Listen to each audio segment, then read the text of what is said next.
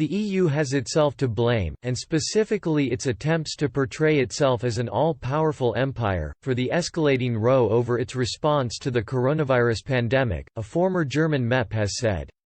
And Hans-Olaf Henkel has suggested Brexit was just the first symptom of a malaise which is now afflicting the entire bloc as countries become increasingly resentful of what he called endless Europeanization.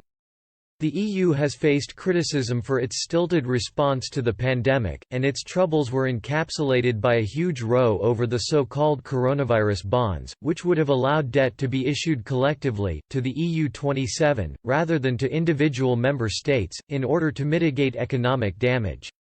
Italy was pushing the idea, with Germany's Chancellor Angela Merkel opposed, fearing the result would be out-of-control spending with Northern European countries. Mr Henkel told Express.co.uk one the difficulties the EU was now facing stemmed from poor expectation management. He said, "I think the problem is that the expectations on the response to the crisis do not match the reality of the European Union. European Union is not the United States of Europe, it is a group of 27 independent nations. There are some things they have agreed to in common, like the common market, which is an excellent tool, the best thing the European Union has ever achieved. But there are many other things they can't do in common, like health policy, which is not part of Brussels' responsibility.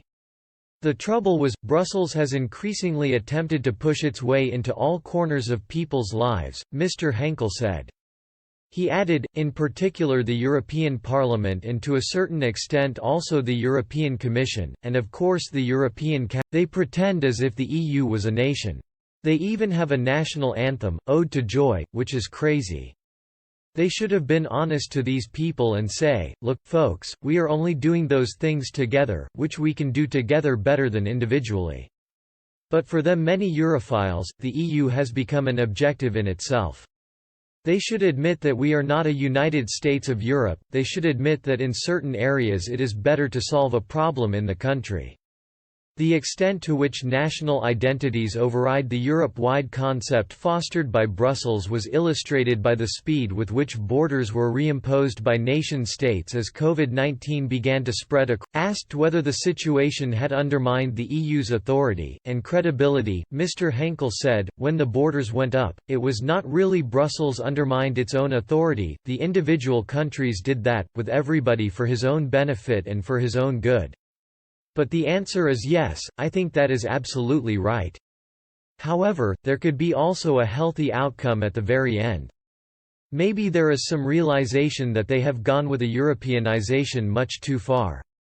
Britain's departure from EU had marked a crucial turning point in the bloc's recent history, Mr Henkel said, explaining, the first victim of this too much Europe was in my view, Brexit. Because Britain would never have left if Brussels had not constantly tried to assume power over things they should really do. And that was finally, as we all know, the real reason for the